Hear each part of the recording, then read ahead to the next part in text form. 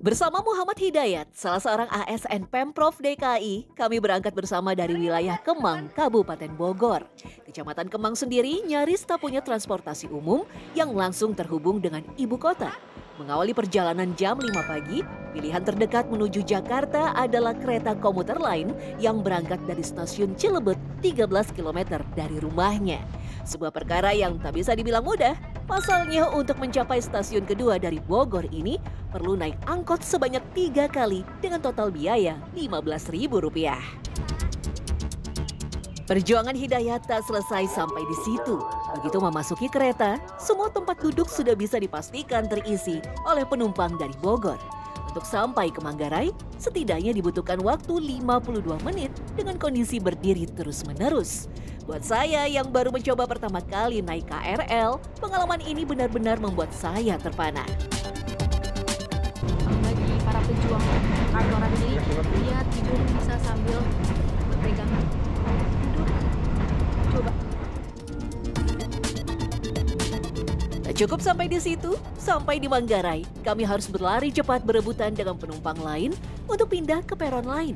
Sekedar catatan, setiap hari ada 170 ribuan penumpang transit antar peron dan tujuan di Manggarai. Setelah sampai di stasiun Manggarai, kita harus melakukan transit untuk bisa sampai di stasiun Tanah Abang, pindah satu kereta. Setelah tadi 1 jam berada di jembatan kiri, sekarang para penumpang ini biasanya berlari sampai ke bawah supaya tidak ketinggalan kereta dan juga dapat tempat ketika lagi berada di dalam. Nah, luas. Kondisi dalam kereta tak kalah mengejutkan. Dengan nyaris 30 juta penumpang setiap bulan, KRL memang menjadi andalan pekerja dari luar Jakarta. Biasanya bisa ngeluarin berapa sih buat transportnya? Ya sekitar 40.000 station. Apa aja? Naik motor kan dari rumah ada penitipan motor tuh, lanjut KRL dan habis itu naik ojol dari stasiun Angke ke Kulit naik ojol. Total 40.000. Itu berarti udah PP ya kak ya? PP. Sebulan lumayan juga. Lumayan lah sekitar 700 ribuan lah. Nah itu kalau misalnya dibandingkan naik ojek online itu gimana? Aduh nggak bisa, kalau naik ojol kan dari rumah 100 ribu loh, satu jalan. PP bisa 200 ribu. Gimana lagi? Ya iyalah nggak nutup gajinya. Kembali bersama Hidayat, kami mengakhiri perjalanan kereta di stasiun Tanah Abang. Seolah belum cukup, kami harus melanjutkan perjalanan memakai angkot untuk mencapai kantor Hidayat. Total biaya yang dihabiskan mencapai Rp50.000 untuk perjalanan pulang pergi. 1 bulan bisa 1 sampai 1,5 juta rupiah. Kenapa kalau misalnya ada pilihan nih untuk tinggal di dekat kantor gitu, di tempat-tempat pekerjaan itu gimana mas?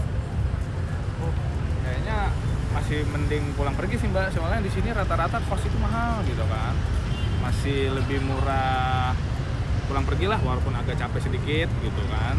Kalau untuk ongkos kira-kira 1/4 atau 1/3 lah dari gaji. Jarak 40 km lebih dari Kemang Bogor menuju Jakarta memang tak bisa dibilang dekat. Jika memakai mobil atau motor, sebulan dia akan berkendara rata-rata 1.600 km. Bukan perjalanan yang mudah. Lantas, bagaimana dengan moda transportasi lain seperti ojek online? Saya pun memutuskan untuk mencoba. Dari titik yang sama dengan saya berangkat, yaitu Kemang Kabupaten Bogor, saya memesan ojek online. Saya tak perlu berdesak-desakan dan berpindah antar moda transportasi. Sampai di tujuan yang sama, ojol saya lebih cepat setengah jam jika dibanding memakai angkutan umum. Tetapi, ongkosnya pun jauh lebih besar. Ya, setidaknya ada perbedaan Rp120.000 lebih dalam setiap perjalanan. Sebuah pilihan yang pastinya dihadapi oleh ribuan pekerja lain seperti Hidayat. Setiap hari berjibaku di transportasi umum semata-mata untuk menekan biaya dan juga tenaga. Tak bisa dipungkiri, memang ada kesenjangan besar dari transportasi umum di masing-masing kota penyangga Jakarta. Dari Depok, Tangerang, Bogor, sampai Bekasi.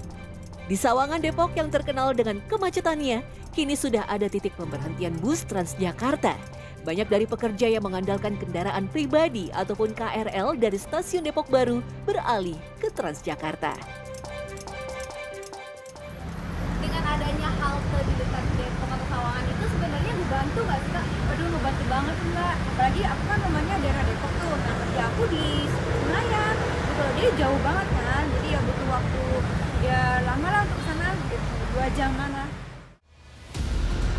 Ya, meski lalu lintas sekarang terlihat lancar, faktanya dibutuhkan waktu 2 jam ketika pagi hari saat jalanan sedang macet-macetnya.